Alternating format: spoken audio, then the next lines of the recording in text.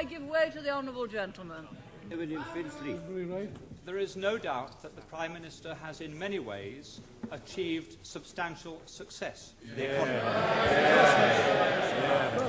There is one statistic that I understand is not, however, challengeable, and that is that over her 11 years, the gap between the richest 10% and the poorest 10% in this country has widened substantially. That's right. How can she say at the end of her chapter of British politics that she can justify many people in a constituency such as mine being relatively much poorer off, much less well housed, and much less well provided than it was in 1979? Surely she accepts that is not a record that she or any Prime Minister can be proud of. Mr. Speaker, all levels of income are better off than they were in 1979. But what the honourable member is saying is that he would rather the poor were poorer, provided the rich were less rich.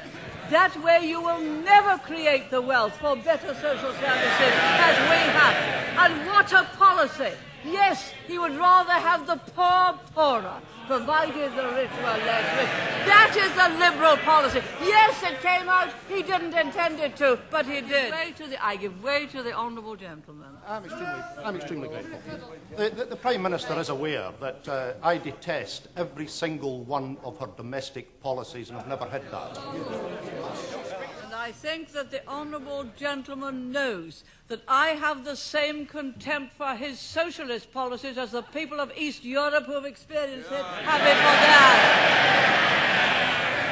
I think I must have hit the right nail on the head when I pointed out that the logic of those policies are they'd rather have the poor poorer. Once they start to talk about the gap, they'd rather the gap was that.